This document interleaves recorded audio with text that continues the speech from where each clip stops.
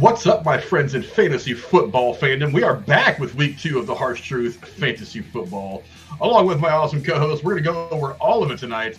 Thank you very much for coming to hang out with us. Very much appreciate it. Boy, it's been another big injury, a big trade. And boy, how else do you lead off? That was some of the big news. One of the things, obviously, Sunday, the bad injury by Nick Chubb. We'll talk about that in a second, but we're going to lead off with the big trade that happened just this afternoon. And here to talk about it with me is the Shapes from Lone Star State, my man Tex. What's up, brother? Are you ready for some football? Cue the Hank Williams Jr. music. Here we go. That's what I need to get as the opening music for the show. You need to have the old Monday Night Football shit from like the late 90s. That was good shit. Well, they're not using it anymore, so we might as well, right? I mean, somebody's got to. So what the hell? Or just if nothing else, the All My Ready Friends song. I mean, that's a good enough song as it is. Hey, I'm never going to say no to Hank Jr., so, you know, let's party. And to the rookie Foxtrot. I mean, he's now in fantasy football. He's never done it before, but now he's in week 2. How does fantasy football, how does it fit on you so far, man? That's definitely still a huge learning curve. I mean, I probably screwed up definitely in having both Boyd and Higgins for the Bengals, both in and active for the weekend. Although anyone who watched that game knew that passing was shit anyway. So, yeah. You know, the one piece of advice I give to people who have never played fantasy before who want to try, it's like, one, be a stat junkie. I was always a stat junkie. So for me, fantasy football came natural the first time I tried it. This was 20-something years ago when I first tried playing fantasy football. So for me, it was natural because I was always a numbers person. I was good at math. I loved reading box scores when I was a kid. I was one of those weirdos. I would just read the article about my team when they won and then skip it if they lost. I would read box scores. I would crunch numbers. So for me, fantasy football was kind of a natural thing. Fantasy sports, period. But the advice that I give to new people is, A, don't start with a money league because there's plenty of free leagues out there. Yeah, I know you started with money leagues, but there's a caveat there. We'll go ahead in a second. Is one, don't start with money leagues. You know, there's a million free leagues you can get into on Yahoo or ESPN or whatever. Don't start in one of those leagues. Go ahead and get into one of the free leagues. Learn how the draft works. Learn how free agency works. Get how it all works. Learn how these different portals handle different things. How scoring works. Kind of get used to it first. Do that for a season or two. And then, but if you want to get into a money league when you first jump into it, don't get into one of these $100 leagues. My first money league for fantasy was a $100 league, and I ended up winning my division. Wow. And ended up making like $50 at the end of the day because I've always been a numbers person. I've crunched numbers, so to me, like I said, it was kind of a natural fit. But if you're going to do a money league first, do it with close friends. Don't do it like online, or don't do it with a bunch of people you don't know. Do it with close friends because they're less likely to try to screw you. I've heard of and dealt with in a smaller clip, you know, commissioners of different leagues that were kind of unscrupulous. You know what I mean? Yeah. They do some stupid things I didn't quite agree with. Not usually anything like blatantly changing scoring so that the game could go the way they wanted to go. But I mean, there was just little things about how you handle the league and stuff like that. That some guys don't understand that you want to maintain the integrity of your league. And you know, one of the things that I'm big on is I never change the rules in the middle of the season. I just never do because it could change the way game outcomes happen and stuff like that. It can alter very badly how things go. And I don't want one owner to think that I'm screwing him to favor the other owner, or vice versa. I just say, I make it very clear. These are the rules going into the season. If you don't like it, don't play. Yeah. So that way we're all on the same page for the entire season. If the season's over, if you want me to change a rule, we can talk about it for next season. But, you know, things like that. So, yeah, my advice to you if you're new to fantasy is, you know, get into a league with some friends or some family, make it a free league, mess around with it a little bit, start off small money, not big money. I mean, I've heard of people that have taken like 10 or 15 grand and gone to Vegas and gotten into one of those like $1 million leagues. And I'm like, I don't know where you get money. And, you know, you must got mommy and daddy's trust fund or some shit like that. But they got the printer in the basement. Yeah, or they're, you know, selling meth or something, doing something otherwise not very cool. You know what I mean? Yeah. Right. But let's get right into it. And like I said, the big news that dropped earlier this afternoon is Cam Akers has finally figured out where he's going to be playing football for the rest of the season, at least. Cam Akers did get traded from the Los Angeles Rams, where he was much beleaguered and maligned for whatever reasons, to the Minnesota Vikings. Again, big trade kind of happened pretty suddenly. This really all came together in the last 24 hours or so. I'll go to you first, Tex. You've read all about this. You're the one that actually brought this to my attention before I had a chance to even look at any of the updated stories. What do you think of this trade, and who do you think wins? Well, I don't know what happened behind the scenes, obviously, in the Rams organization. But Cam Akers is a decent football player. If you go back to the end of the last season, I think the last 3 games of last season, he was over 100 yards rushing and just really just bringing the fire. But week 1 of this season, he didn't average. I don't even think he averaged 2 yards a carry. I mean, very disappointing. And then for him to get pulled, and I had to write this down, for a difficult week of practice, which is quoted from the Rams coach. I mean, he was healthy and pulled because of a coach's decision. So whatever happened, I mean, he's obviously a troublesome player. It could be anything from he's a troublesome player, he didn't fit in the organization. Apparently, from what the Rams coach said, that he didn't fit the direction that they wanted to go, and that's kind of why this trade had went down. But, I mean, yeah, Minnesota, this is a big spot for them. They've already got I'm not the biggest Kirk Cousins fan. He's kind of a game manager quarterback. But they've already got a dynamic offense as it is. And even though they're 0-2 right now, adding this guy, I mean, he's talent. You know, if he can find his way back to who he was at the end of last year, this might fix Minnesota's problems and get them in the win column. You know what I mean? Yeah, an interesting development to be sure. I don't know. I'll go to you next, Marcus. I mean, again, this trade kind of happened suddenly this afternoon. News dropped really just about, 3 hours ago, 4 hours ago, something like that. Yeah. You know, I mean, do you think this is a good situation for Cam Akers? And who do you think ultimately wins in this trade? I mean, just looking at what the NFL posted on the whole trade, looks like the Vikings are sending conditional 2026 round pick for the Rams in exchange for Akers and a conditional 7th round pick. So I mean, they're swapping picks, cool, but then they're also getting Vikings to seem to go back around and then get a potentially great player, which then again, like you Tex said, I'm surprised they got rid of him. Because, yeah, he didn't do that well, or at least stat-wise he didn't do that well. But it didn't look like they were trying to run it. They were trying to go for those big gains or short passes. And while that is the direction it seems like just the NFL is going overall, just across the league, to kill one of your best running backs, I mean, and honestly, I think if anything, if Akers is getting traded to a team where he can prove to be useful and vital to their tactics and how they're playing, Akers wins overall.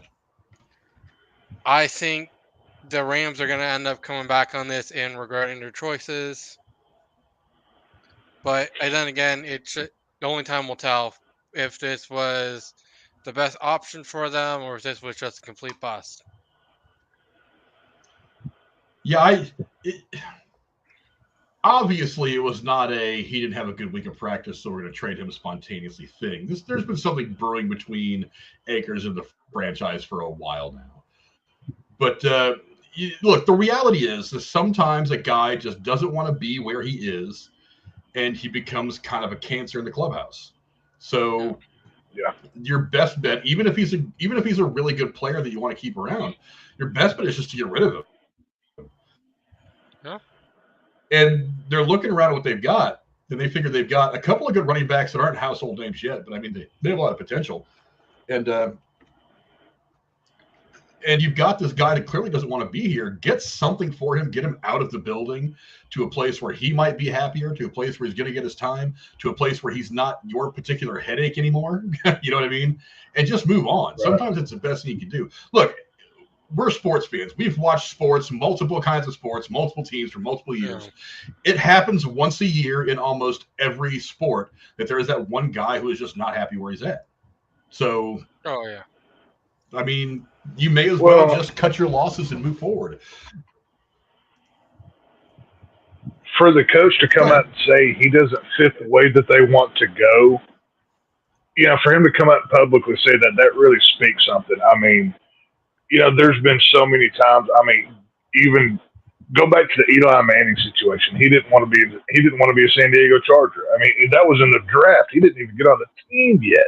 He didn't even make it to the locker room. He was already causing so much trouble. He ended up in New York because it was a better fit for him. You know, you always have to take into account these are pro athletes. They have egos the size of the state of Texas. All of them, even the ones that suck, have massive egos.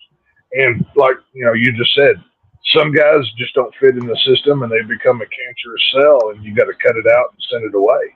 I mean, that's realistically what it is. I mean, he may get to Minnesota and it may be nothing, or it could be the change of scenery that, you know, Cam Akers needs to revitalize his whole outlook and, you know, get to where he needs to go. I mean, the NFC North up there is it's a very competitive division, but you know, Vikings is not a bad place to land this season. You know, yeah, you know, and the Vikings. Look, I mean, clearly the winner here the clear winner is going to be Cam Akers and the Vikings. Cam Akers is going to a place where he's going to get playing time. He's going to be their feature back because they let what's his name go over the course of the offseason. So clearly it works out for him. It works out for the Vikings because it gives them a better running back option than what they've had. All they gave up was, what do you say, a 6th-round pick next year or something like that? In 2026. Or 2026. Yeah. So not even next year. It's like, yeah, I'll trade you a 6th-round pick in the year 3,245 for this running back who could potentially be an all-pro running back. He potentially could be a Pro Bowler. So yeah, I mean, it's a easy win for them. They're getting a guy with a ton of upside. Problem being, they're also getting a guy with a ton of baggage that he can be bringing in as well. Because if he gets into a situation where he gets unhappy there, he almost immediately is going to turn into a big baby. So there's a little bit of a gamble on their part. But I mean, ultimately, I think it's more upside than down. So it's good for them. Why does this work for LA? Well, you know, you get the cancer out. You get the guy out that doesn't want to be there, who can bring it down for the rest of the guys. You're already kind of fighting a lot of stuff. There's some injuries. Cooper Kupp is out. You know, Stafford's not getting any younger. You're not as good as you were a couple of years ago when you won the Super Bowl. So, I mean, honestly, the best thing you could do is just get a draft pick for him, send him out of the building, and concentrate on football. And that's really the biggest thing if they get at it. Right. The draft pick, who the hell they're going to draft with that pick? Maybe they could draft the next Brock Purdy. Maybe they can draft the next Tom Brady. Look what the Niners have been doing with those middle round picks. I mean, they've built their defense on a lot of like 4th, 5th, and 6th round picks. So maybe they could go and get they could go and get some defender that could be like an Aaron Donald type, and you can have 2 monsters right there in your defense. So it's not a bad deal for any of them. They both get something that's very important to the growth of their team. Yeah.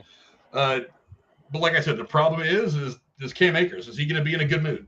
It's like, that's the question with some of these players. Is are they going to be happy in the situation for more than 2 weeks?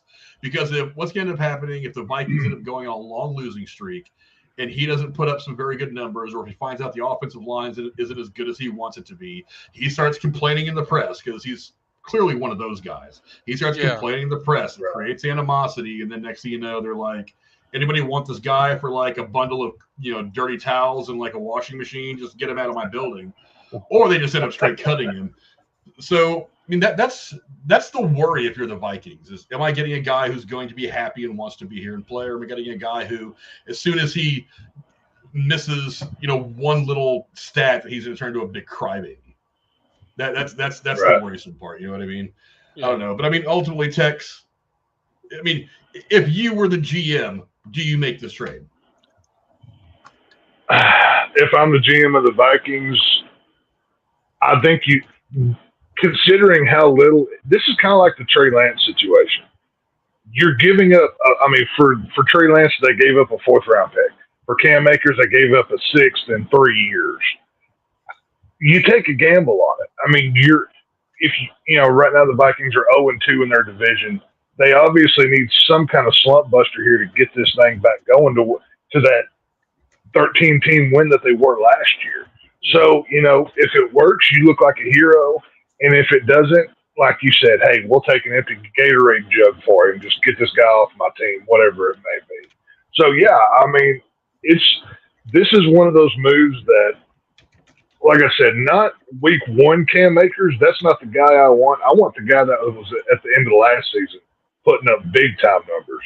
Yeah. But yeah, I mean, if I've got the opportunity, I'd pull the trigger on it. You know what I mean? Yeah, I don't know. Marcus, what about you? If you're the GM of a team and you kind of need some running back help, do you make this trade? I mean, the risk is minimal. I mean, okay, cool. You're killing more of your salary cap, signing on Cam Akers because he's probably going to want some high, ridiculous number. And you're hoping he's going to be worth it. I mean, that's the only part that'd be concerning to me is like, is he worth the money you end up trading him for in order to pay for? Because at the end of the day, you're going from what? You're going from possibly in 2026, going from 7th round to 6th round. So they can 2026. Okay, cool. We don't like this guy. Let's get someone better that we have. And if Cam Akers can't prove that he's worth something within that time frame, it's kind of on him. It's not really on either one of the teams. I mean, just reading from this, it's like, it sounds like he hasn't put up that much points. Let's see, the former second-round pick, career average of 4.3 yards per carry as a rookie in 2020. And only played a single game in 2021. Like, okay, but a lot of that is because they were trying to figure out if they wanted him around the team or not. Well, it looked like 2021 was due to injury during the offseason. But then again, like, he's clearly not worth what they drafted him for in the second round. He kind of ended up becoming a bust for the Rams. So the Rams are hoping maybe they can get something better to fill up the spot. And hopefully, like Tex said, hopefully maybe him going to the Vikings proves to be beneficial for him. And hopefully he doesn't just become another Aaron Rodgers situation. He plays for 4 plays and then he's out for the rest of the season again. Well, he doesn't have the clout to pull in Aaron Rodgers and say, trade me. Cam Akers has never done anything for nobody. He has no skins on the wall to do anything. So, unfortunately for him, and he sucks at the end of the year, Minnesota might just say, well, adios, you're out of here. We'll take the salary cap hit and, you're done. So, you might want to watch it. For me, I mean, look, if you're the Minnesota Vikings, I think it's a worthy risk. I'd probably make the trade if I'm the GM of the Vikings because you definitely need some help at running back.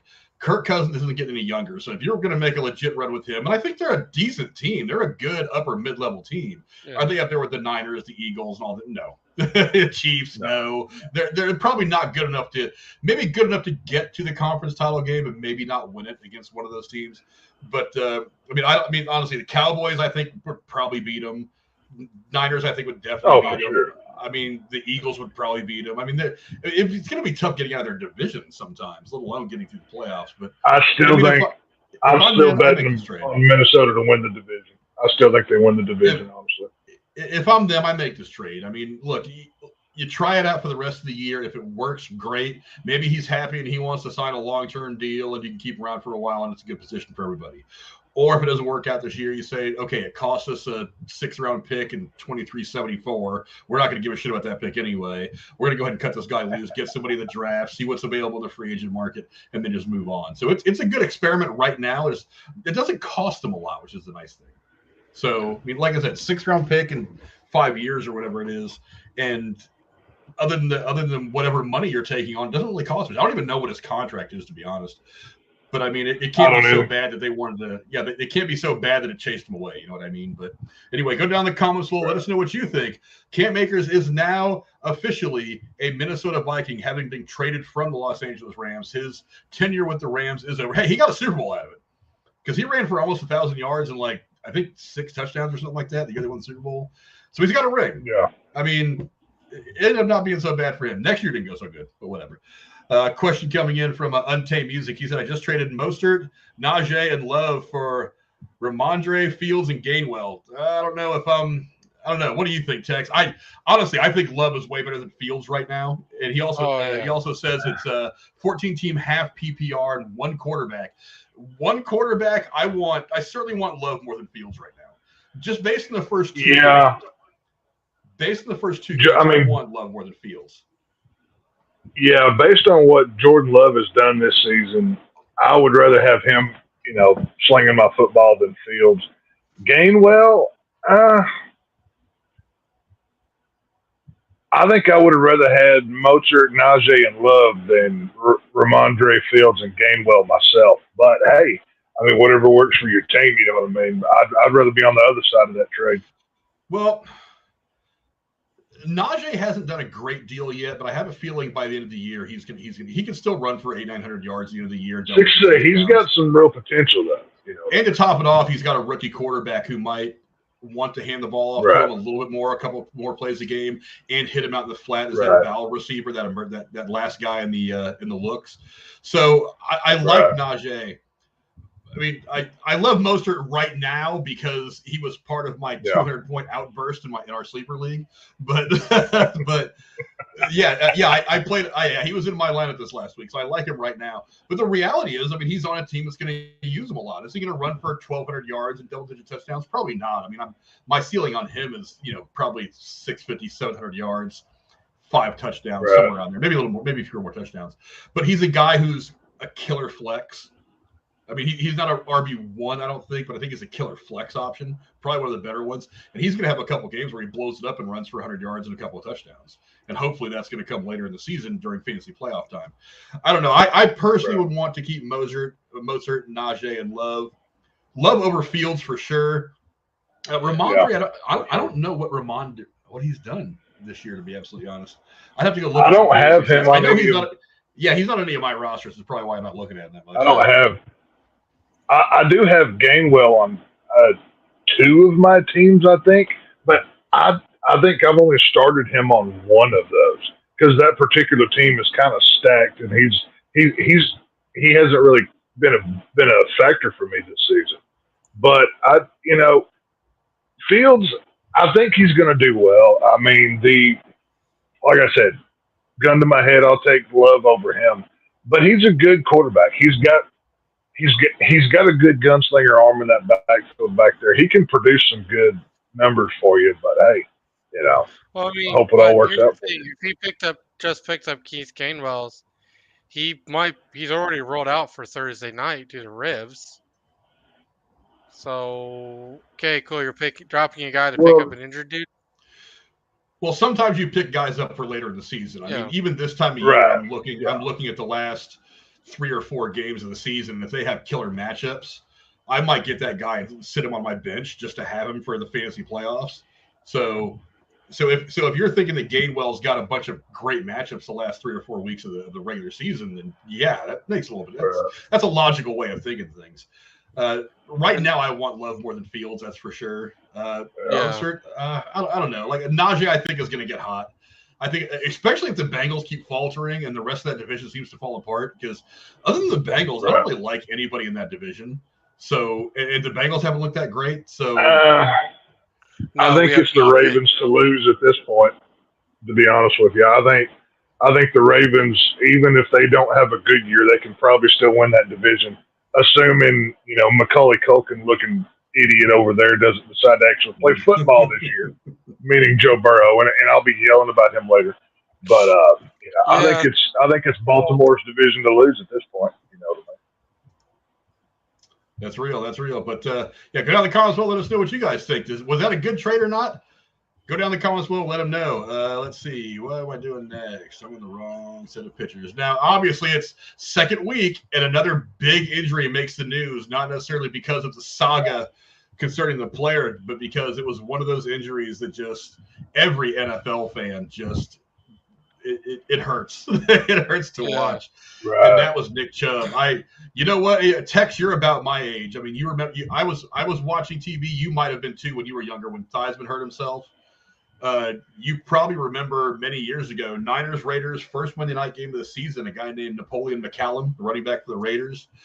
Oh yeah. And then obviously more recently, Alex Smith several years ago with the. Oh man, that Alex Smith, I can still see that in my head, man. That was gnarly. It was one of those injuries that was so bad that they didn't show the replay. I mean, when they won't show the replay, I mean, they showed the Aaron Rodgers replay time after time after time. And they were like, yeah, we're not going to show that again. That's pretty bad looking. But I'll go to you, Marcus. I mean, you know what we're talking about. Nick Chubb, terrible knee injury against Pittsburgh this week. What are some of your thoughts on how you think it's going to affect him moving forward? I mean, they're already talking about it. I mean, he's got to have surgery. So he's pretty much already out. Duh. Yeah. His leg went from like this to like this. Yeah. I didn't watch the game, so I didn't. Way to go, Dr. Marcus. So, I'm sorry. I didn't watch that game that night, so I'm sorry if I'm not aware of everything that happened. But obviously with the injury, he's going to be out for the rest of the season, which sucks for him, honestly, because he was a great player. Like, he put up some numbers up against us. He was putting up some numbers that night. He was starting to get the season. He was going to be on a roll, I'm pretty sure. If he wasn't a star player for this season, he was definitely going to be one for our division. So for us just to get into the second week and then an injury like this, like, it sucks, regardless of how you look at it. Like, you don't want to see this for anyone during the regular season, during the off season. I mean, I hope goes for him that he has a quick recovery and a successful one where he doesn't have to worry about anything. Yeah, Tex, how about you? I mean, we saw it. I mean, we either saw it live in the game or we saw it was all over. Look, they didn't replay it on TV. It was all over social media. So you had to have seen it by now. What do you think of the injury and how do you think it's going to affect him moving forward? We were live doing the Monday Night Saw review, so I didn't get to see it live, but I went back and, I mean, it was all over my Twitter, X, whatever you want to call it today, timeline. It was everywhere. People were, recording the TV and, zooming in on the knee as it went the opposite way as it should and everything else. And, one thing that really shows how bad this injury is, obviously not just the way Nick Chubb's leg bent backwards, but for an entire stadium full of Pittsburgh Steelers fans to be standing and applauding for this guy when as hardcore of a fan base as Pittsburgh is, they were all in unison with this guy, and I mean, anybody who's ever played football or even been hit in the leg and had a leg injury before, you felt that, it was one of those where you just, like you can feel it in your bones whenever he's, going down to the ground. Unfortunately, this is not this guy's first time with this injury. I remember seeing him get this exact same injury. I think it was either 2015 or 16 whenever he was playing for Georgia. He got the same leg injury. So, and it took him like a year like a calendar year to get back to be able to play football. Now, this is, 8 years later, this is 8 more years of football. We know running backs don't last long anymore.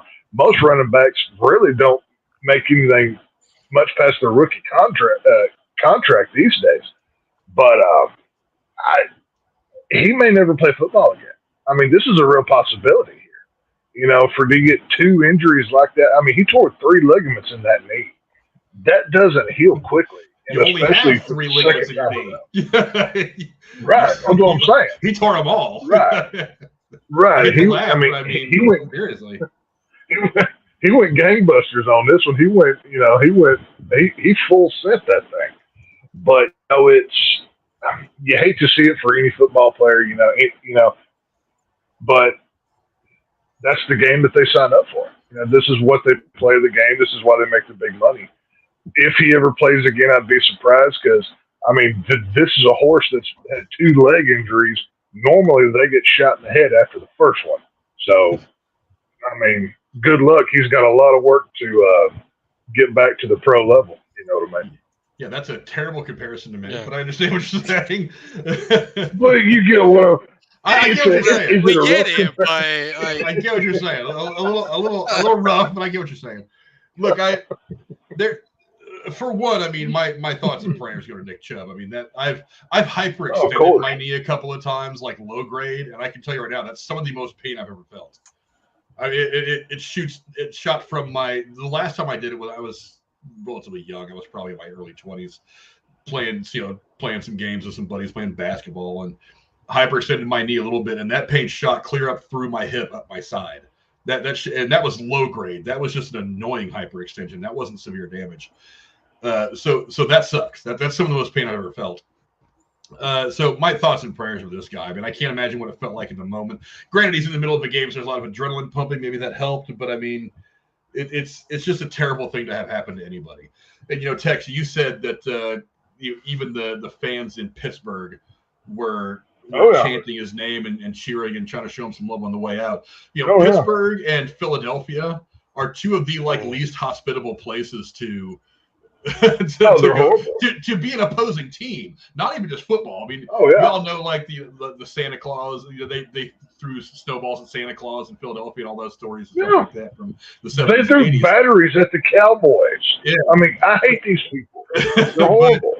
But when one of these towns who was notorious for just being mean to opposing teams, football, baseball, and other sports, when they're chanting the opposing guy's name on the way out, like they put that serious hatred aside, and we're like, okay, there's bigger things than the logo on the side of the helmet right now. We need to show this guy a lot of love, and that's not something that's lost on me.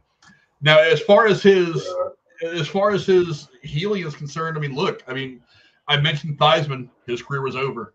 I mentioned Napoleon McCallum back in '94 when he did it on a Monday night game. His career ended. Multiple surgeries, a lot of stuff like that. I mean, this is the kind of thing that if it goes wrong, amputation is an option. I'm no doctor, but I know some stuff. I mean, you have an artery that runs down that leg. You have nerves. You have all kinds of stuff. So it's not just the ligaments and tendons. There's a serious risk of bleeding. There's a serious risk of lack of circulation to everything below the knee where the tear took place. So it's a very serious injury, especially when it hyperextends or bends the wrong way to that extent. So, like I said, Theismann, McCallum, probably a couple of people I don't remember. But the good news is when stuff like this happened to Theismann back in 85 or something like that. I want to say it was 845. I think so. And then Napoleon McCallum in 94, a decade or so later. The difference is now medical science is a lot more advanced. So maybe there is some stuff they can do to get him back on the field. Because remember, it was only, 6 years ago or so that Alex Smith suffered his very terrible injury in Washington with the Redskins. So, and he ended up coming back to play after a lengthy rehab and some surgeries and stuff like that. As much danger as he was in of potentially never playing again, he managed to come back and get some playing time in, and ended up ending his career on his terms. So hopefully, Nick Chubb will get the same opportunity. Problem is, how old is Nick Chubb? He's only like 30. He's not old. I have to look real quick to make sure. Yeah, but. He's not old, but you're talking about. If you're talking about 2 years of this guy having to go through surgery, rehab, then going through a reconditioning to play at the level of the NFL, you're looking at maybe 2 years. Well, how many NFL teams are going to take a risk on just calling a 32-year-old running back who's had 2 major leg injuries like that, knowing the payload that job consists of?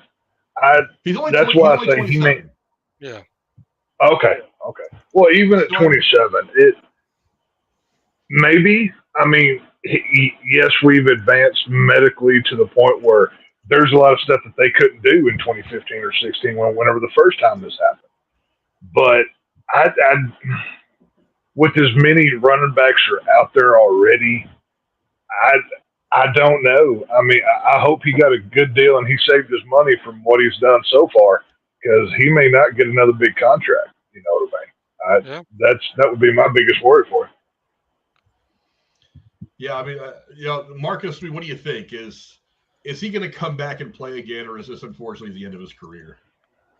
Unfortunately, but like Frank was saying, this is the second time having that. The last time it happened was in 2015 with Georgia, and I've known myself to break arms and do stuff, but to completely tear off something, I think you have to have surgery on the same area. I mean, it might be safer to just call it and okay, cool.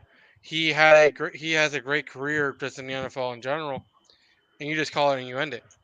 Like, I mean, other than again, is the NFL going to let him come back? Because not that long ago, with the Bengals and the Giants, we had that big scare go on, where the guy, like, while he's fine and safe now, he did die technically on the field, and that seems to be an odd trend going on right now, where like, while medicine is advancing and all that, and we're trying to put safety as a priority for not only the quarterback but every player in the NFL. The NFL is going to be looking at this like, we just had 2 major injuries go on here. There's a lot of injuries going on, though, but it's also a thing that they sign up for. It's a brutal contact sport, not as bad as some can be, but in the end, pads and cushioning are only going to do so much. Well, yeah, if to kind of speak to that point. Go ahead. Oh, go ahead, Frank. No, quick. I was just going to say, there's a. Well, sorry, you're cutting out. Go ahead. Well, Dr. Nixon, Dr. Nixon in the chat, he said he himself dealt with a significant leg injury in the last couple of years. He said if his leg was saved, I'm sure he'll make it back. Yeah, I mean, I certainly hope so. Like, it's not the matter of if he'll get his leg back or not, but Nick suffered an injury at work, and I've seen some pictures on Facebook of his leg. He had to deal with some stuff. I'm not going to go too into it. HEPA rules and all. I don't want to expose his medical history, but yeah, I mean, so that's what I said about medical science. Is it's so much more advanced now than it was when Theismann dealt with his injury, when McCallum dealt with his injury in '94. They managed to get Alex Smith back on the field, and his leg broke in 2 places. And one of them was an open fracture, a compound fracture where the bone leaves the body and pokes out of the skin. That's not a good thing. So him coming back, there's possibility. And again, I don't know what damage there was to the bone. Did it say it broke his leg as well? It looks I didn't see broken bone. I saw more of an ACL and ligament issues, but I don't have everything in front of me. But one thing I will say, though, while you're looking that up, a lot of people are calling out Fitzpatrick, the Steeler defender that hit him whenever he was going down. And a lot of people are calling it a dirty hit. When I go back and look at it, I don't see that it's dirty. I see that he's trying to get that guy on the ground, and he just happened to hit him where he hit him. You know, we live in a very kind of sissified football, like I think is a fair way to put it, where you can't really tackle.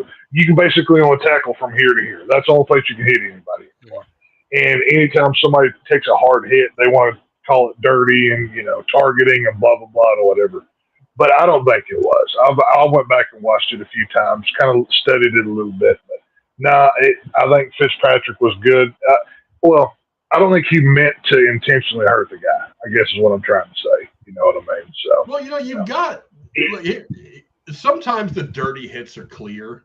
I mean, a guy's on the ground, he's already down, and somebody leads with the helmet and just pile drives him. Sometimes they're clear. Right. But other times you have to stop and think about what football is. These are a bunch of guys who are 6'6", 6'8", that are 215 pounds of solid muscle, and they're throwing themselves at each other at maximum speed. I mean, I forget where I read it, but it's like getting hit by an NFL linebacker is like running into a wall at like 45 miles an hour. It's not for the weak-minded. When my oldest son played football for a couple of years, he was started playing until he was junior high. But I told him, I was like, you're going to know real quick if you want to keep if you want to keep playing football. The first time someone really plants you with a good hit, you're either going to want to die or you're going to want more. There is no in between. So you got to want more.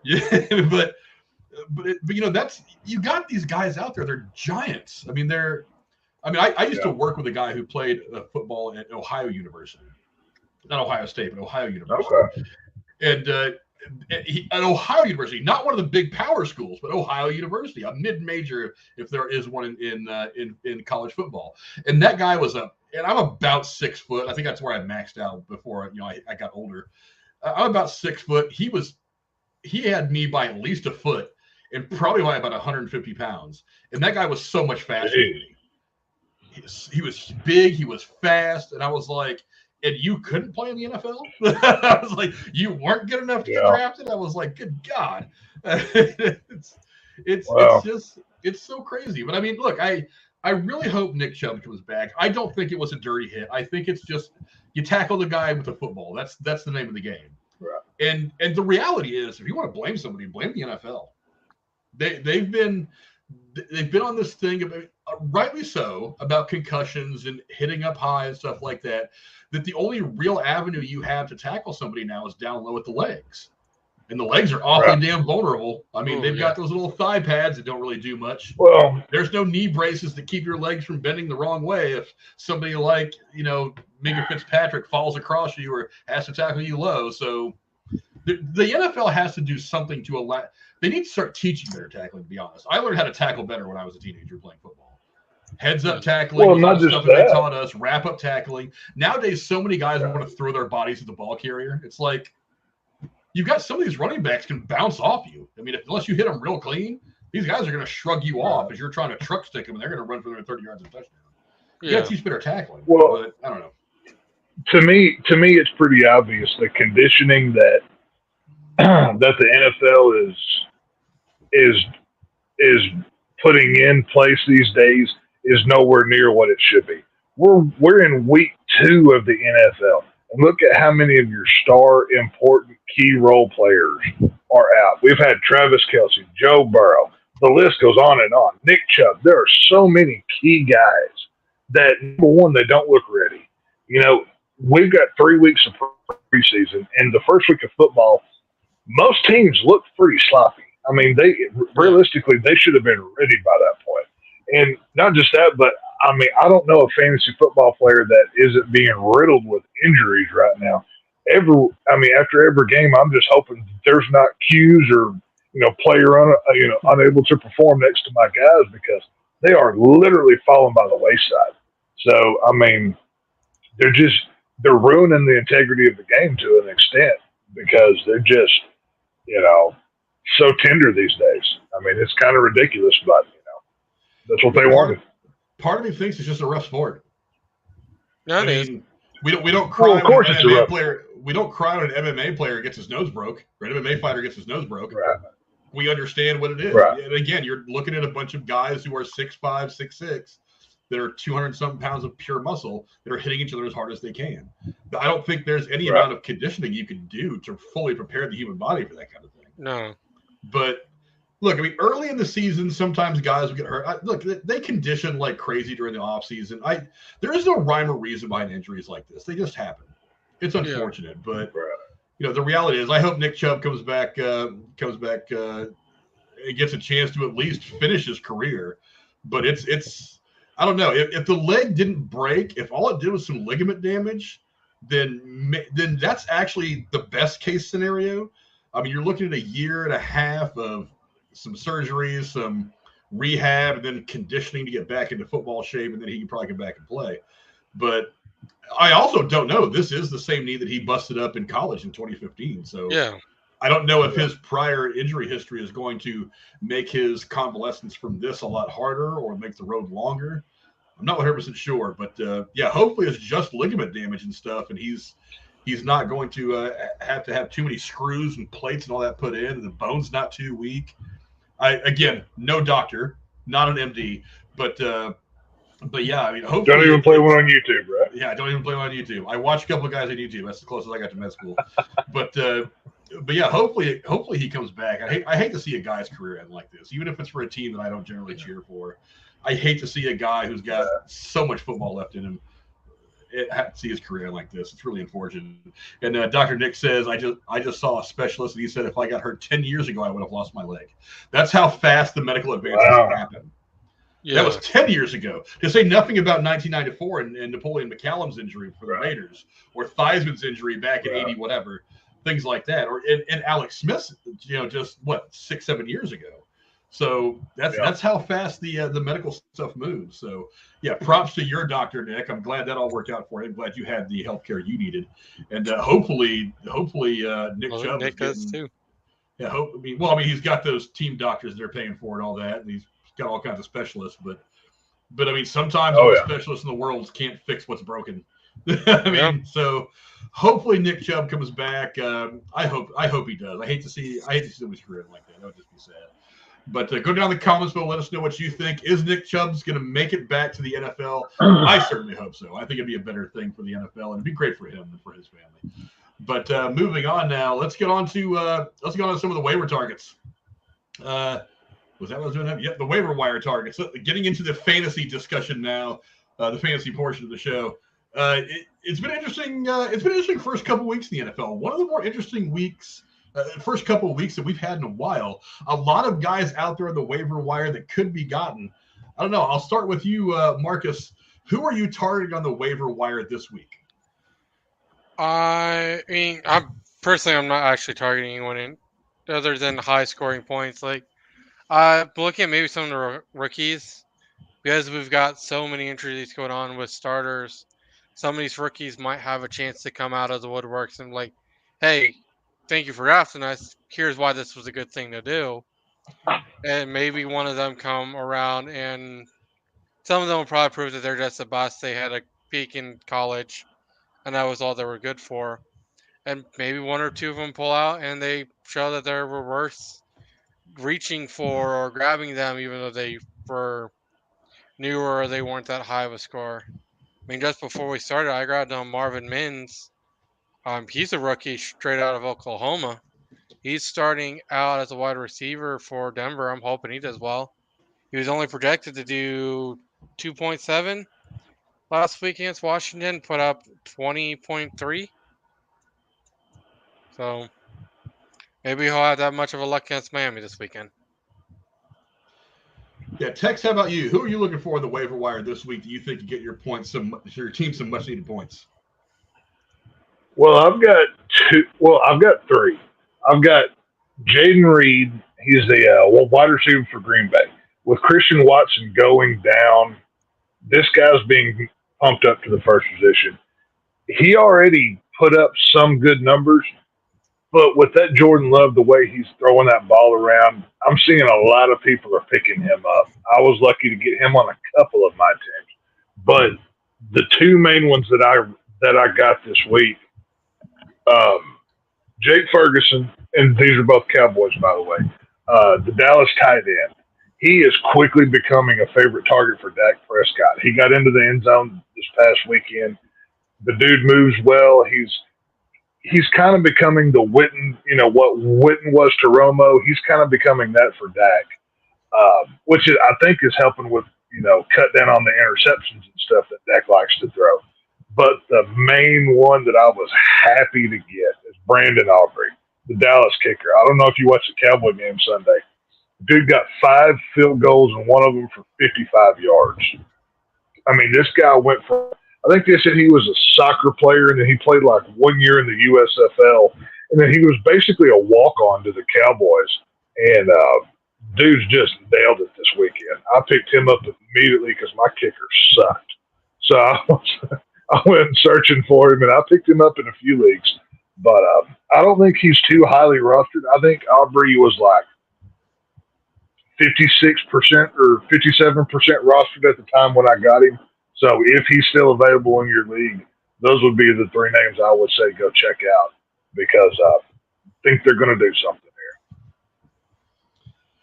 How about you, Marcus? Who are you targeting on the waiver wire to get you those much-needed fantasy points? Like I said last weekend, I'm still looking at someone to maybe help cover up a few spots that I got open.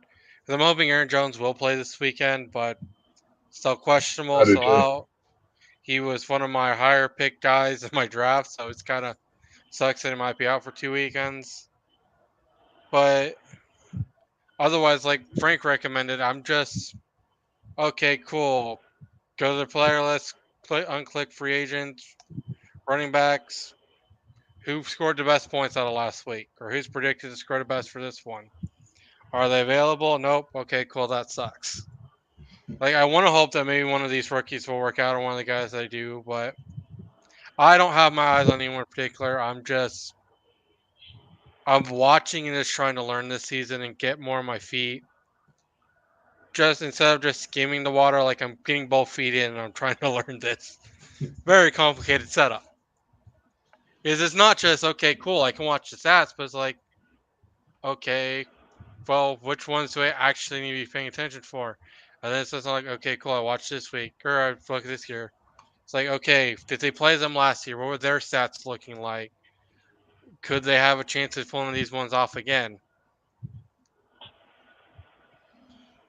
Yeah, for me, it sounds silly to say because Ohio State quarterbacks are my favorite quarterbacks in college, but once they get to the pro, they all kind of fall apart. But I mean, I can't deny what C.J. Stroud did last week. I mean, he put up 21.46 points in Yahoo standard scoring against Indianapolis. He's got a similar team at Jacksonville this week, so he could put up decent points again this week. He's playing Pittsburgh, who's not great. Well, they're good, but they're not great. Then he's playing Atlanta, which is not great. New Orleans, which is not great. Then he's got to bye in week 7. I mean, I don't think he's somebody that I would let carry my team right now. But I mean, he's only rostered in 15% of Yahoo leagues, and I think he's got a couple of good matches. Certainly one this week where he can make some points. So if you're somebody who's hurting for a quarterback, then maybe this wouldn't be the worst pick you could come up with. But, as far as running backs concerned, let me look at some of the people who are available right now. Well, I'll start with wide receivers. I mean, Tooney, no, not him. Screw him. I was thinking about trying to pick him up, but after the first couple of weeks, I'm off that guy. But I don't know. Maybe somebody like Atwell. I mean, there's as much as the one guy that you were talking about last week, Tex, for the Rams. Atwell got some looks. Oh, I mean, yeah. Atwell got some looks. So I mean, and look, he's still got Stafford, who's a pretty good quarterback still. Let's see. Right. That's the one that kind of jumps out at me. I mean, Odell Beckham's only in 53% of leagues, but I don't think he's actually done much of anything. As far as running backs are concerned, I mean, let me pull up my list here. Let's see. McKinnon in Kansas City still gets touches. I mean, they're so reliant on Mahomes. It's really Travis difficult Kelce. to love, and Kelce. It's really difficult to rely on any of their running backs. I mean, they had Jacksonville in week 2, and he only got 5.2 points. But if there's anybody that could really boom, he's got some good matchups coming. Week 5, Minnesota. Week 6, Denver. Week 7, Chargers. Week 8, Denver again. And then he's got some kind of tough matchups down the stretch. But I mean, if you need some running back help right now, he's somebody that could do very well for the next couple of weeks. But those are some of the ones I'm looking at. More specific, I mean, the obvious one is Kareem Hunt. They just signed him and to return him to Cleveland, so he's going to be taking over probably maybe not this week, but certainly next week for Chubb as he gets better from his injury. As far as Cleveland goes in running backs, I did see that Jerome Ford was going to be getting the first round snaps for the team, which he's not a great running back, but he can get you some decent yards and some decent points. He's had a pretty good couple fantasy weeks in him. So Jerome Ford is another that I'm pretty sure he's widely available. And considering the amount of injuries, especially at running back, even if you don't play him right away, stash him on your bench, he might pay off because with Hunt coming back, I mean, if Hunt was any good, he would have been on a team prior to somebody getting hurt. That's kind of how I feel about it. But you never know. He can come out and put 150 up, but Jerome Ford would be another running back. Yeah, I kind of think the same thing about I'm not showing pictures of your leg on. I'll show you guys these later. Dr. Nick just sent me some pictures of his leg. I'm not putting that shit up on the internet. YouTube probably already doesn't like it as it is. But yeah, it's honestly, I feel like if the Browns were that confident in Ford and the other guy, I forget his name, I feel like if they were that confident, they wouldn't have run out to get Kareem Hunt. They'd just been like, okay, we've got these two running backs right here. We'll just do a running back by committee. Well, I feel like if they were that confident, they wouldn't have gone out and got Kareem Hunt, or they maybe even would have called LA and been like, "Hey, you still got that guy Cam Akers? Well, let's make a deal." I'm pretty sure they might have given up something better than a 6th rounder in the year 2790 or whatever. But we also can't forget that Jonathan Taylor in Indianapolis is dying for a trade, and if Cleveland gets real desperate, maybe they reach out for him too. There's always that option as well. You know what I mean? Yeah. So I don't know. For me, I told you who I think. I don't like the Ohio State quarterbacks. Once they get to the NFL, they almost always seem to fall apart. But I'll go with CJ Stroud for at least the next couple of weeks if you need some quarterback help. But go to another comments below. Let us know what you guys think. Who are you targeting on the waiver wire to get you some of those much needed points? Because you don't win your fantasy league in week 2 or 3, but you can sure lose it if you get off to a bad start. If you start off 0-3. But let's get on now to the big winner. I'll start with you, Marcus. Who do you think was the biggest winner of NFL Week 2? Shit. I just had it looking at stuff. Looking at all the scores, I knew everything we were going to do well beforehand, so I could actually look this up and not just be surprised, like, okay, cool, an hour beforehand, what do we got? Yeah. Which is what I usually do anyway, so. Yeah, but, I like to take time to at least think and process a little bit more, but no, that's fine. Everything kind of balanced out. Nothing really popped out at me this week for major wins. Even as much as I like to say it, what my prediction for the season was, I already had us predicting to lose to the Ravens, the Bengals against the Ravens. Wasn't expecting us to lose. Browns lost the week beforehand, but I figured if we lost to the Ravens this week, it was going to be a close one. There aren't really that stand out to me as of right now, and even stat wise, why'd I just go? Sorry, trying to somewhat process here.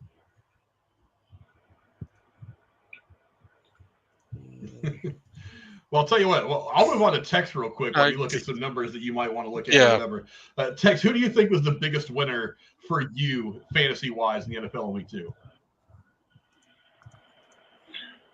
Well, obviously, I'm going to have to go with my Dallas Cowboys.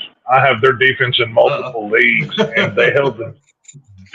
Hey, I don't want to play the homer here. I'm an anti-homer kind of person, but you can't argue with success. Aaron Rodgers, less or not, the Jets came in with a dominant defense that were, like I said, give credit where it's due. For Dallas to come in and put 30 points on that defense and only give them 10, that's something. And, I got a good, I forget how many fantasy points exactly I got out of the Dallas defense this week, but I don't want to call it, they're not the doomsday defense, but they definitely, if they keep this up, they deserve a nickname because Micah Parsons is haunting quarterbacks like he's a spirit. And I feel sorry for anybody that's looking at Micah Parsons on the other side of the football. But, yeah, there's no, I'm really looking forward to Week 5 and when we come into Candlestick and turn that place upside down and take old, Mr. Whatever and, give him a talking to. So, I'm not worried. We're getting ready. That's all I'm saying. That's the nice thing about Brock Purdy being so tiny is that, Parsons is so big. You just kind of run between his legs. Hey, no. He's going to look like Micah Parsons is going to come in there like Godzilla and stomp him to death is what he's going to do. So, Mr. Brock Purdy better get ready. And get your will and testament in order just in case you don't make it out of that game, Brock Purdy. That's all I'm saying, because Meek is coming. So get your affairs in order. We got Sam Darnold to back him up. We're fine. No big deal. No problem. But for me, it may sound weird to say it, but I think it's the Rams. Look, the Rams are not what they were a couple of years ago in the Super Bowl. I mean, Stafford's looking way more human now. No. Kupp is injured. You had the Cam Akers drama that was probably wearing him out still at the time. Sure, you had this young wide receiver who's kind of you don't know if he's a flash in the pan or how hell he's going to do against the vaunted Niner defense. But a lot of people, despite the fact that rivalry has gone back and forth over the last several years, especially when Shanahan and McVay got involved and took over their respective teams. I think a lot of people were just kind of like, the Niners are probably going to go in there into the San Francisco South, which is what a lot of people call it because the Niners fans go down there in droves for the games. I think a lot of people just kind of thought the Niners were going to go in there and just take their lunch money and leave. But they managed to put up a good fight. I mean, that game was really close. I mean, they were tied at the half. Were it not for those two really shitty timed interceptions, I think that game probably could have gone into overtime or been much, much closer at the end. But, I mean, look, for what the Rams are right now, not being what they were when they won the Super Bowl a couple of years ago, a lot of these guys are kind of on their last leg. Stafford's got a year or two left. You don't know if they're going to be able to afford to keep Darnold. One of your star receivers out. They put up a good fight against a good defense. I don't think the Niners defense, they didn't get the kind of pressure that I thought they should have gotten, especially in the first half. But I mean, the offensive line handled them pretty well. Stafford took advantage of his opportunities, hit that young receiver for a bunch of catches. He had another 27 catches for however many yards. I mean, just put up all kinds of catch numbers. That's not a bad way to go. And they put up some decent fantasy numbers against the Niner defense as well. So, I mean, with the exception of the two interceptions that Stafford threw, he didn't have a terrible game. He threw for a touchdown, I think 200-something yards. I mean, that's basically what Brock Purdy did, just minus the interceptions. So, I don't know. I think fantasy-wise, and maybe it was kind of a big moral victory. I would have to say the Rams. That's my guess. I mean, obviously there was a lot. I mean, look, let me go into my sleeper league real quick so I can explain to you guys. Okay, for those of you who don't know, I mean, we got this league on sleeper. Let's see. I put up 200 points last week. That's the first time I've hit 200 points, and I don't know how long. Let's see. It's been years since I've done it. Yeah, I haven't put up 200 on anybody in a long, long time. Let me go to last week's scoring. If I can find it on here somewhere. League, week 3, or week 2, rather.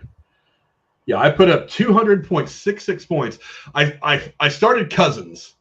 I'll explain why later on. I started Cousins. Cousins got me 28 points. I had Saquon Barkley, the only one who managed to do anything. Well, I mean, the Giants won, but I mean, he put up a ton of points. I mean, he put up 27 points. Derrick Henry, 18.5 points. Olave put up 14 points. I had Debo, who was just a monster, 22 points. TJ Hawkinson, 25 points. Dylan for Green Bay, 7 points out of the flex, and that's the lowest scoring guy I had in my starting lineup. I had Cook, the running back from Buffalo, as a flex, almost 20 points. Robinson, the running back from Washington, 29 points. The Saints defense, despite giving up a few too many points, 4 sacks, a fumble, and a forced fumble and a fumble recovery, got me 8 points. So, yeah, I had a monster week in that one. And I even sat, who was it? Jordan Love had 20 points. And I had the Steelers defense on the bench for that game against Cleveland. 29 points is what they got in the sleeper league. So yeah, I had a monster week this week. So, I mean, ultimately, I'm just going to say, I guess the biggest fantasy winner this week was me. Yeah.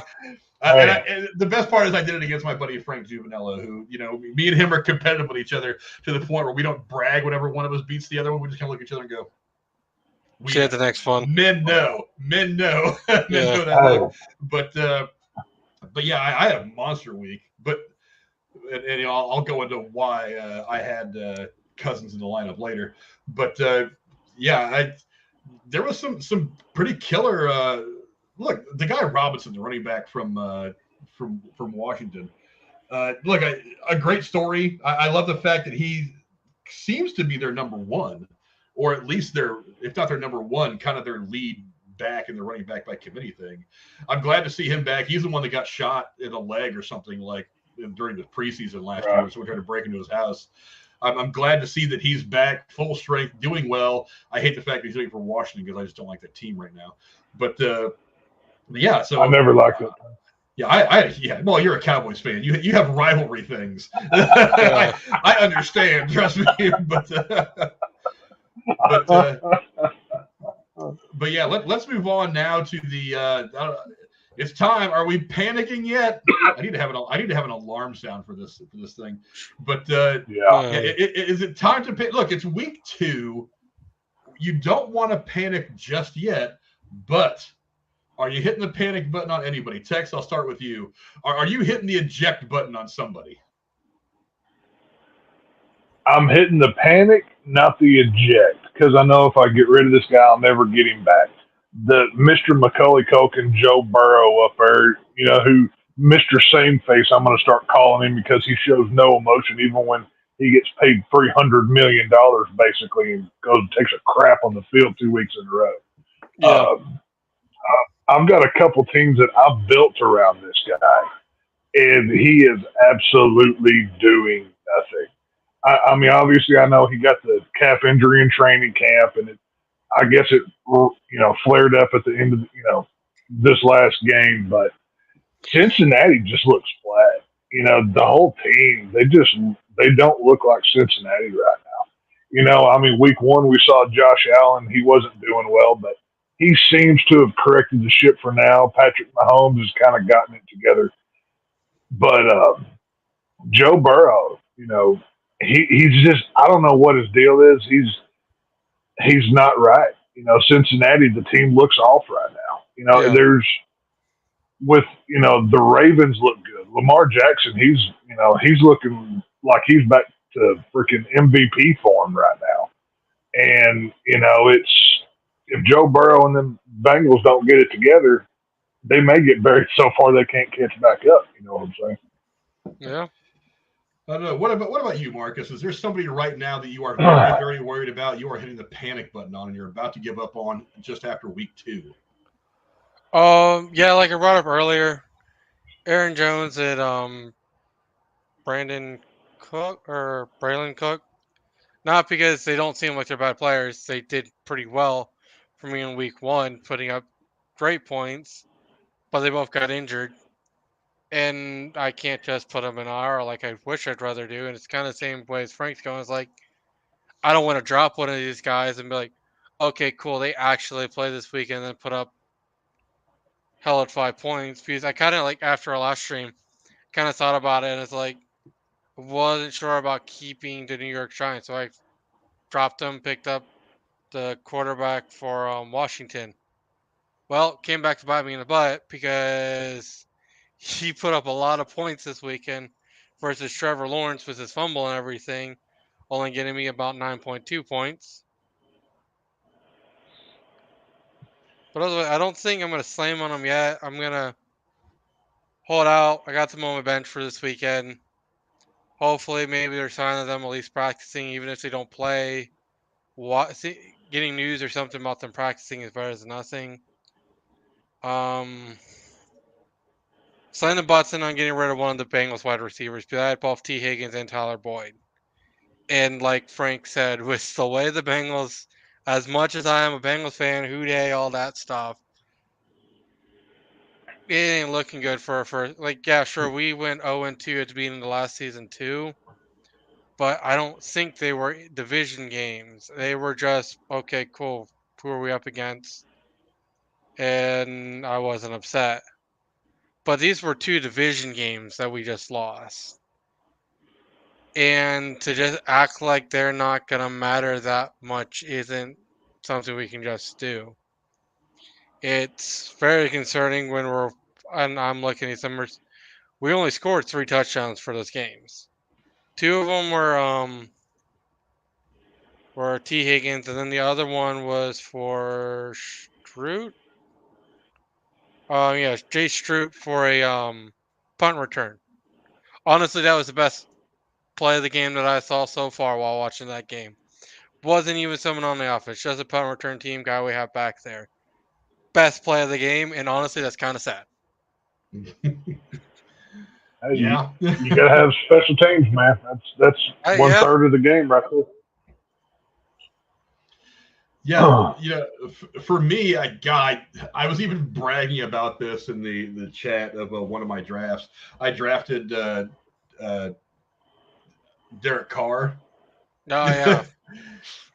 And I was bragging. I was like, steal the draft right here in round 7 or 8, wherever I got him, somewhere kind of late in the draft. I'm not hitting the panic button quite yet, but I can tell you right now, he is not in my starting lineup. I've actually benched both Burrow in one league and Carr in another league for Kirk Cousins. I have to. I came into this year thinking to myself that Carr was in a really good position to have a bounce back year statistically. Because let's face it, anybody who's watched football for as long as some of us have watched football, me and Tex specifically, because we go back a ways, knows that one of the most dysfunctional franchises in NFL history has been the Raiders. Al Davis had a weird way of doing things. Yes, he was this great mind in the 70s and 80s, but from then on out, his weird way of doing things held that franchise back for a long time. Yes, they killed the franchise. Yeah, they had bouts of relevancy where they went to a couple of Super Bowls, things like that.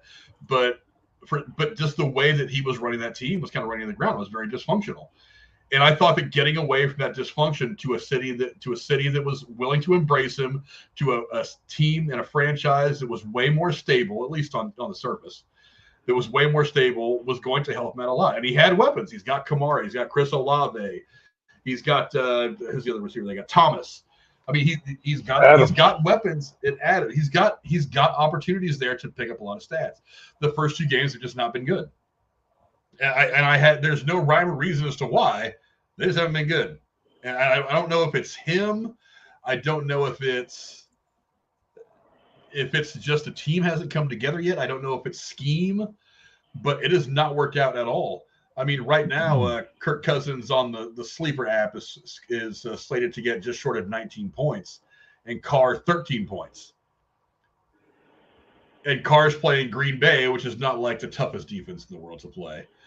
Cousins playing Minnesota, not the toughest defense in the world, or Cousins playing the Chargers, not the toughest defense in the world to play. But I think Cousins is doing that with, at least the first couple of weeks anyway. This new trade that we talked about earlier, notwithstanding, and I think he's doing it with far less offensive talent, with the exception of their good wide receiver. They've had not really much of a running game, hence the Cam Akers trade. I don't know. He's doing more with less. I don't know if it's just Carr is not as good as I thought he was going to be this year, or if he needs a year to get used to that scheme, or if the scheme just sucks.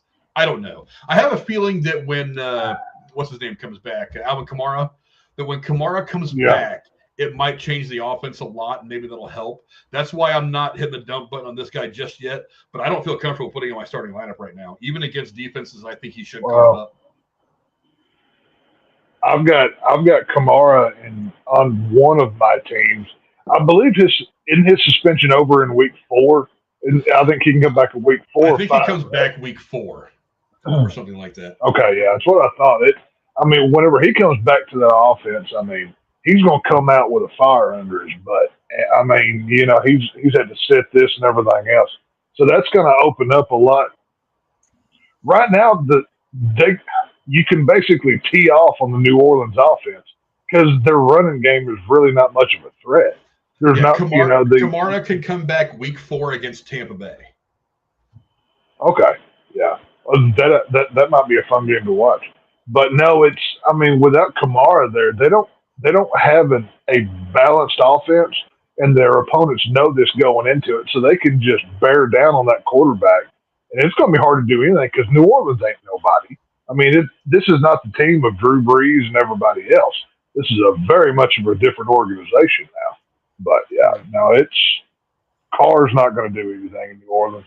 I don't even have New Orleans even winning that division or making the playoffs, but that's just me. So that's the hell of it all. Is that division is so wide open. It's like Tampa Bay is not great. Well, Atlanta's not great. Carolina's not great. They got the rookie quarterback. So when they sign Carr, you got to look at him and say you finally got the best quarterback you've had since Breeze left. You've got some weapons. Right. You have to. I mean, on paper, you look at that and say this division is theirs, but they just haven't looked good. They haven't looked good at all. I still say Atlanta wins the South in the NFC. They've got so many weapons on that offense. Just look at anybody would kill to have their core of running backs that they have from Bijan all the way through. I mean, you'd be a fool not to pick them, in my opinion. But I mean, what Mayfield is doing in Tampa is kind of impressive. I do have to give them credit. I think it's going to be a battle between Atlanta and Tampa for that division, but I think Atlanta comes out on top of the South. But I mean, we'll see at the end of the season. I think Tampa's probably going to hit a wall. I mean, that's my guess. Well, but if Tampa can get Mike Evans going, which they kind of did in this past game, Mike Evans, he's one of my Aggies, by the way. I'm a fan of his. Him and Mayfield could do some damage. I mean, he's no Brady, but they can give Atlanta some competition. But I think the Falcons take the South, but that's just me. Yeah. I don't know. Marcus, are you hitting the dumb button on anybody right now? I know I already asked you, but I had a difficult time. Probably not, other than me dropping off Boyd, because I don't need two Bengals in my lineup right now. And that's a bit of a rookie mistake on your part. You don't want to have too many players from one team, especially wide receivers or running backs, because they all have the same bye week. So next thing you know, you got both receivers on a bye week. That's why I will. It's like I told myself coming into the year, as much as I like both Debo and Brandon Ayuk of the Niners, I'm not drafting both of them. I'm drafting one or the other. I'm not getting it. I don't want to have a lot of Niners stuff like that. I don't want look, as much as I love the Niners, as much as I think they'll put up points from week to week, there's gonna be that 1 week where I really need to win and they're not going to be in the lineup at all. I don't want to have to string together some shitty team, because inevitably what you'll end up having to do is you have to release one of those guys that you want to keep. It's a big point getter to go get at least a couple of guys that are playing. You know what I mean? Now, but honestly, it's not like I got strategy. Chase where he's the main guy for Burrow. It's like Higgins and Boyd, they're both number twos in Burrow's eyes. Like, if one of them are open, he'll go for them. If not, it's the Chase, or he's just going to hand it off to Mixon. Well, the two rules for your rookie fantasy players: don't take too many guys from one team, and don't just pick guys from your team because that's the only ones that you know.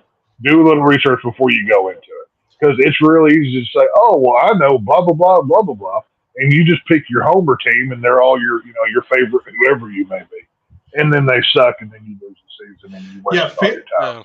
Yeah, fantasy is about opportunity. So you don't want to look for a guy who's getting a few catches for the team that's winning a lot of games. You want to look for the guy who's getting a lot of touches. So it's you might want this running back from a team that's not very good, who's only going to win 5 games all year, if that. But if he's their clear number one running back, he's getting the opportunity. He's getting the touches. So he'll put up good because fantasy stats and real life stats, as much as they depend on each other, they're very different things. Yeah. So like I always try to find kickers from teams, like if I have a kicker in the league. I don't have it in my league because I think it's stupid. But I'll look for kickers I wish I hadn't done kickers in our league. I wish I would have gotten rid of them. I didn't know about it. I'll look for kickers on teams that can move the ball well but have trouble with the red zone, because those guys, that's 3 points. Every time down, that's 3 points for me. Or you go after one of the elite guys like a Justin Tucker or something like that. But I mean, or just a team that scores a lot. Find a team you think is going to score a bunch of points and get their kicker. But things like that. Also, bye weeks in the draft. You got to pay attention to those bye weeks. Oh yeah, I make sure to pay attention to that wall. You end up getting saddled with, like, in week 11, you've got like half your team is off on a bye, and you're like, shit, what do I do? So you watch that shit too. But let's move on as we start to wrap this up here a little bit. Start with you, Tex. Who do you think is primed for an upset this week? One team that you're probably thinking is going to win, but may end up getting dumped because, as they say in the NFL, on any given Sunday, any team can beat another team. Who do you think is most likely to be upset this week? Well, I looked at the stat line and who should win and who shouldn't. And the Atlanta Falcons and the Detroit Lions game. The Lions are favored by 3 or something, I think. I think Atlanta turns it over. I think Atlanta wins 21-14 over the Detroit Lions. Atlanta's they've got some real potential here, and like I said, I can't discount that running game that they've got working over there. And I think Detroit loses another one here, and then the Falcons go over. How about you, Marcus? Who do you think is going to be the big upset this week? Just looking off win-losses here, I'm thinking maybe the Broncos over the Dolphins. That's a brave pick. Yeah. I mean, it'd be an upset, would it not be, though? That would be like the king of the upset. I mean, like Frank said, anything's possible week to week. So maybe the weather's in favor for them. Maybe the sun shines inside the Dolphins' face. Like Look, I never know. As much as I want to say Cardinals over the Cowboys, it's probably not going to happen. Yeah, no. I have a feeling the Cowboys probably have that one in hand. Look, I'm actually going to go with Marcus. I think Broncos over the Dolphins. I still don't quite know how good the Dolphins are because they were really good last year. I think it started off like 8-0 or 9-0 or some ridiculous start to their season last year. But they looked very human down the stretch. I mean, obviously, an injury to Tua. He got like 12 concussions in 2 days or something. There was that impacted him. But I don't yet know how they handle being a clear favorite over a team that's got a lot of talent like the Broncos. I also think that Russell Wilson's going to get it together with Sean Payton this year. And having a better coach is going to help him. It's going to help him kind of get back to a little bit of his old form. He's not the Russell Wilson he was 10 years ago, clearly, but I still think he's a smart quarterback. He's a smart football player, and he knows how to. And he's got some talent there to work with in Denver. I feel like Denver over the Dolphins is probably where I would lean into. How many Hail Marys is Russell Wilson going to have to throw this week? Because that's what he had to do last week. But look, hey, they're great if they hit. But that's kind of where I'm at. Is I really do feel like the Broncos are gonna have to hit it at some point. I mean, look, they're in a division with the Chiefs who are better than they are. The Raiders are whatever. Right.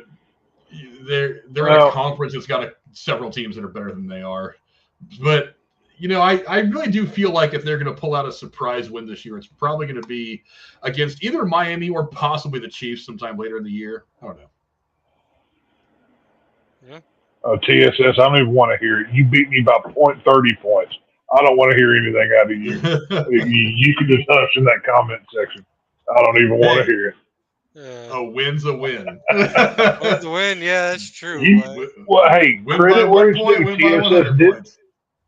He didn't even beat me by a point. 0.30 points is what he won by. I want that for the record here.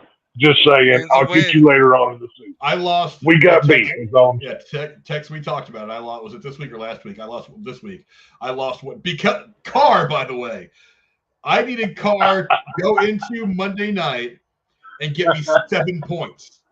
Mozart did a ton of work for me last Sunday night. Got me to within 7 points. Or 6 or something, whatever, 7 points. So I said, I need 7 points at a Carr. That's all I need to come back and win this game because I was losing by quite a bit. Carr goes out there with 6.6 something points, and I lost that game by 0.12 of a point. Trust me, I was telling you guys how I felt. Like the only guy that put close to like the numbers that he was projected to get was Justin Jefferson on the wide receiver from Miami. Otherwise, don't ever go by projected points. Those things change so much. You can't live by those. But I'm also like, he's the only one who put up, that and T. Higgins, but that's going to be, okay, is that going to be a regular thing or is that just an offset for the season? But he's the only person who's back-to-back for both weeks has put up double digits for me. So. Yeah, but I feel like that's kind of where the upset stand. But I'm looking at the standings right now, and I want to ask you guys. So right now we have the Patriots, the Chargers, the Broncos, the Bengals, the Texans, And that's the AFC. In the NFC, we've got the Cardinals, the Vikings, and the Bears, and the Panthers. Those teams are all 0-2. Of those 0-2 teams, which team do you think is the best team that will end up having a winning season and make the playoffs? Minnesota. Yeah, that's the easy answer. Minnesota. I still say Minnesota wins the North. I think they pull the nose up and Minnesota comes out to win the North. I don't think Detroit has it. The thing about a hype train is it's not real. It's make believe. I think Detroit crumbles. I don't think they hold out for the season. I think Minnesota's too talented to not win that division. And I mean, Green Bay of course plays into that, but I think Minnesota's the best team in that division. I really do. I don't know, Marcus. You agree with Minnesota, right? Yeah. Yeah. Give me some of your thoughts. Why do you think Minnesota? I mean, cool. Who are the last two teams that they actually placed up against? Because I actually didn't play. Tampa Bay and Philly. They're tougher teams. They're not just walkover teams that you can easily do. And I mean, who are they up against next? They're up against Chargers this weekend. Carolina. So I'm easily going to assume they're going to win over Carolina. Kansas City will be probably a tough one. I'm definitely going to be watching that one Sunday evening or Sunday against Kansas City. That one's probably going to go in. They're going to have a walk over the Bengals or Bears. I mean, it's just I'm just basing off of their performance that they've done is like they haven't been doing that bad. Like down 3 points for last week or week 1. They were down about 6 points for week 2. So touchdowns, field goals would have made a difference for those games. And honestly, that's what's going to come down to with a lot of these teams is the touchdowns and field goals, the safeties, or the extra points. Which side is that going to lead on? And I feel like out of the Vikings league, they've got the best shot of coming out on top of their setup, like Frank was saying. And even if they're not just a preset, okay, cool, we're going to be in. Even if they make it into the wild cards, they have a chance of pulling the upset.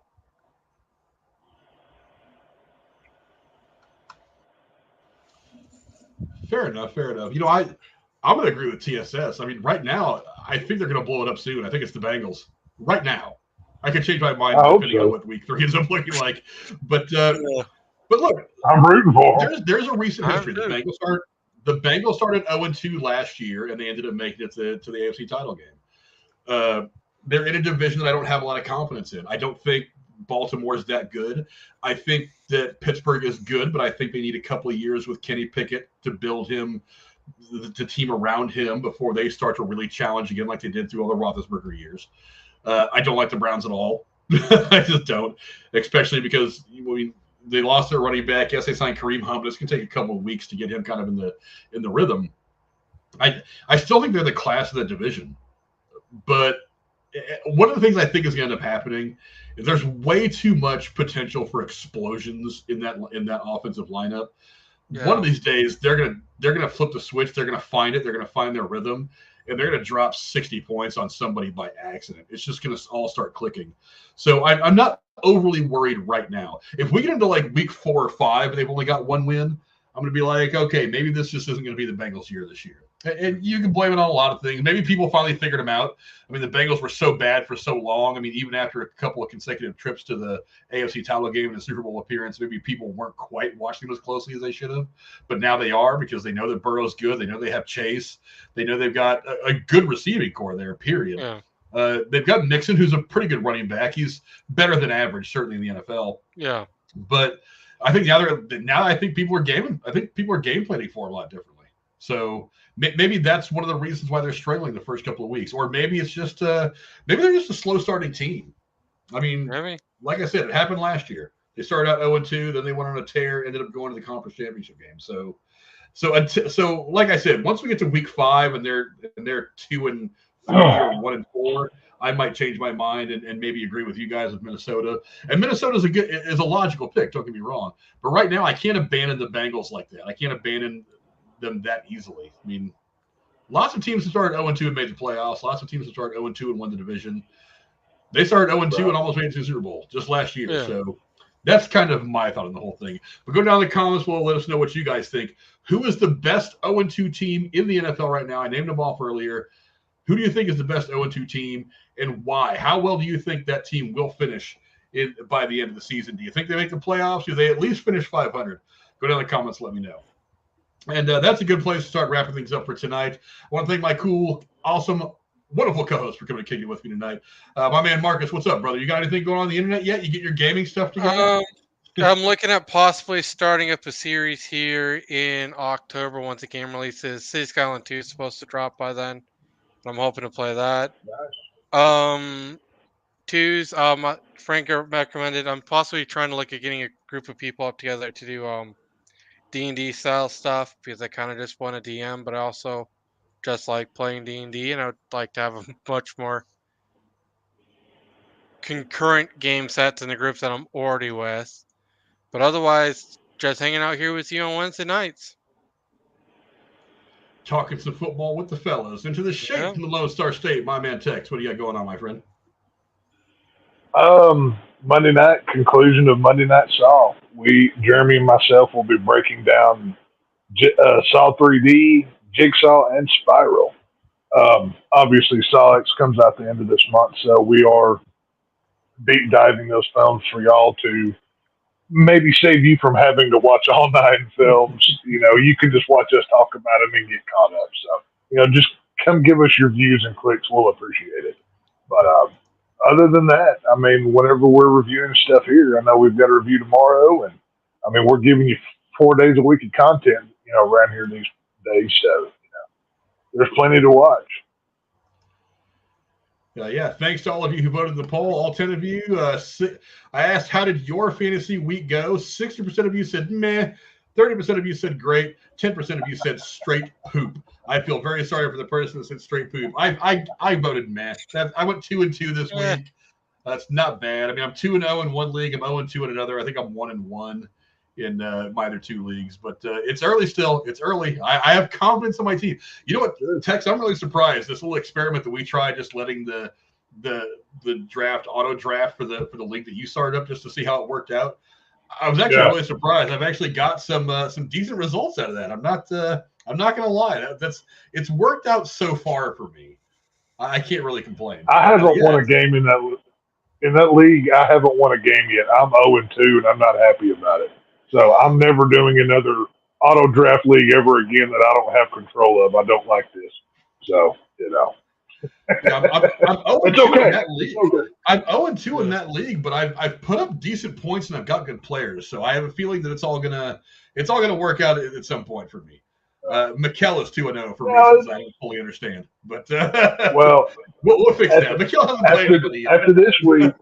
After this week, he'll be 2-1 because I'm beating Mikkel this week. By God, I'm already willing it into existence. I'm getting a win in this freaking league, so it's going to happen. So. But yeah, I think it's been a fun experiment. I want to see what this looks like at the end of the year. Just auto drafting. It was a fun thing to do. I think it was exciting to watch. It was exciting to watch. Even. Oh, yeah. Like, who am I going to get next? Who am I going to get next? And then being excited or disappointed seeing the next pick. But I think next time I do something like that, I'll definitely have to set my put people in queue so I don't draft like 7 straight. Yeah, I didn't do that.